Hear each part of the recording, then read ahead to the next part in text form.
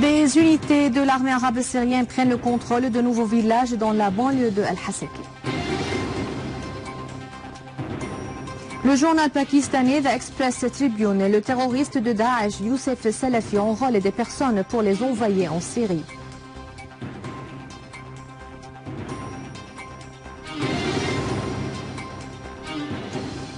Un rapport de la Commission européenne et la liberté de presse en Turquie se détériore du fait des arrestations menées contre les journalistes.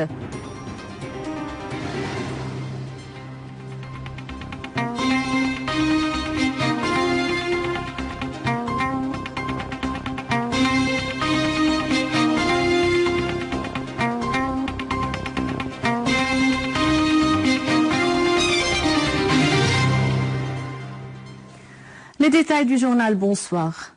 Des unités de l'armée arabe syrienne ont visé les rassemblements des terroristes et abattu plusieurs parmi eux, dont certains appartenaient à des nationalités étrangères, à Saïda, Taïba et Naïmia dans la banlieue de Daraa, détruisant 2 entrepôts de munitions et de carburant, ainsi que de nombreux véhicules dotés de mitrailleuses lourdes qui leur appartenaient.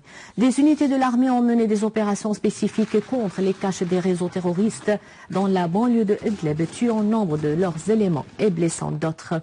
En outre, une unité de l'armée a détruit 2 véhicules blindés et 5 autres dotés de mitrailleuses lourdes dans le village archéologique de Bara au mont de Zaouia, y neutralisant plusieurs terroristes. Des unités de l'armée arabe syrienne ont pris le contrôle de Dahret Merjiyat, Dahret Warda et de Ma'adar au nord de Kfer Yabous dans la banlieue de Damas, tuant de nombreux terroristes du Front Nasra et de Ahrar al-Sham. De même, des unités de l'armée se sont emparées de 5 villages dans la banlieue est de Al-Hasaki. Le correspondant de la télévision syrienne a indiqué que des unités de l'armée arabe syrienne avaient stabilisé les villages de Rad Shaqira, Khashfitat, Mansoul, Dawaya et Mazra'at Abu Saad dans la banlieue est de Al-Hasaki après y avoir détruit les derniers rassemblements des terroristes de Daesh.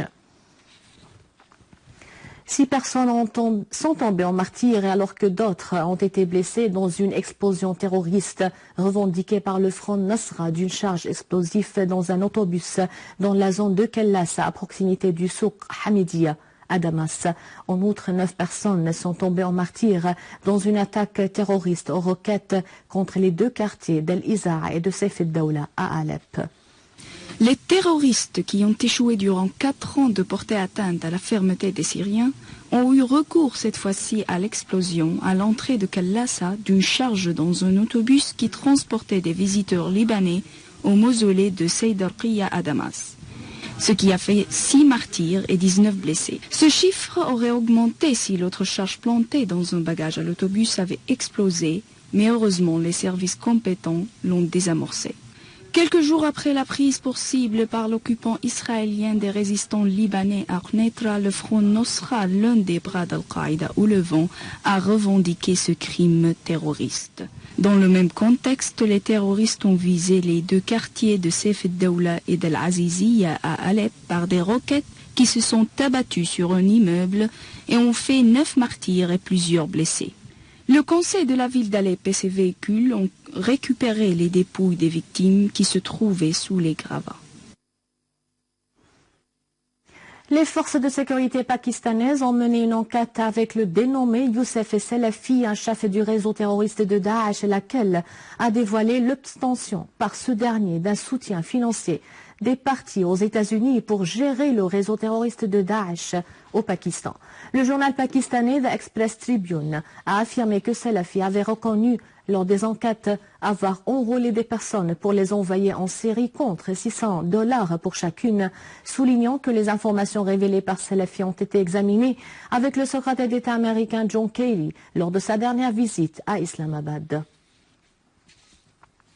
L'Iran a lancé le satellite Fajr, fabriqué par des experts et des spécialistes iraniens à l'occasion de la célébration du 36e anniversaire de la victoire de la révolution iranienne. Le satellite Fajr, pesant 50 kg et dont la tâche est d'envoyer des images de haute précision, est le 4e satellite iranien de fabrication locale envoyé par l'Iran dans l'espace.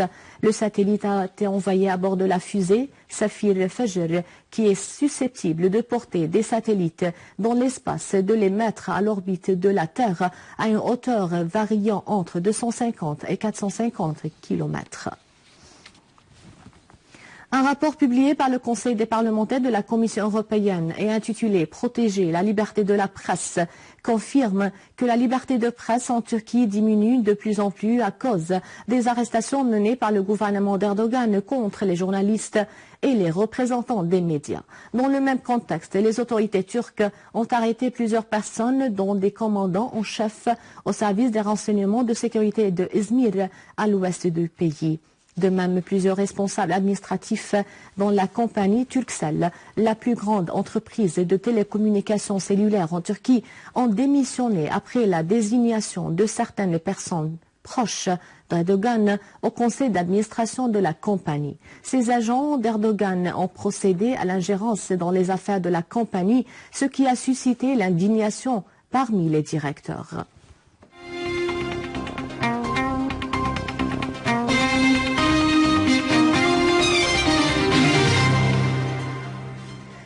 L'Union des femmes branche de Damas a organisé un atelier sous le thème « Vision de l'avenir pour la femme syrienne après la crise ». Le workshop est également en prélude du projet de la reconstruction de la société syrienne. Thuraya Arafa, présidente de la branche de Damas de l'Union de la femme, a affirmé l'importance de la mise en ordre des capacités de la femme dans les domaines sociaux et économique de la vie. Elle a souligné le renforcement des contacts avec les organisations féminines dans les pays voisins pour mettre en relief le rôle de la femme syrienne dans l'édification d'une société avancée après la crise. Les secrétaires des unités des ligues à l'organisation de l'Union de la jeunesse de la Révolution ont appelé à assurer aux écoles de psychologues et organiser des activités de soutien social et psychologique pour aider les élèves à surmonter les répercussions de la crise que traverse la Syrie. Lors d'une rencontre tenue par l'organisation dans la Cité des Jeunes à Damas, dans le cadre de ses préparatifs de la tenue de sa 9e conférence, les secrétaires ont souligné la nécessité de sensibiliser la société de l'importance du rôle des ligues de la jeunesse par le biais des réseaux sociaux et de fournir aux bibliothèques des livres culturels et scientifiques. Le président de l'organisation de l'Union de la jeunesse de la Révolution, Ma'an Aboud, a fait allusion à la coopération permanente avec le ministère de l'Éducation et à la disposition de l'organisation à exécuter et à soutenir toute activité objective par ses membres. À la fin de ce journal, un rappel des titres. Des unités de l'armée arabe syrienne prennent au contrôle de nouveaux villages dans la banlieue de Al-Hasaki. Le journal pakistanais The Express Tribune, les terroristes de Daesh ou Salafi enrôlent des personnes pour les envoyer en Syrie.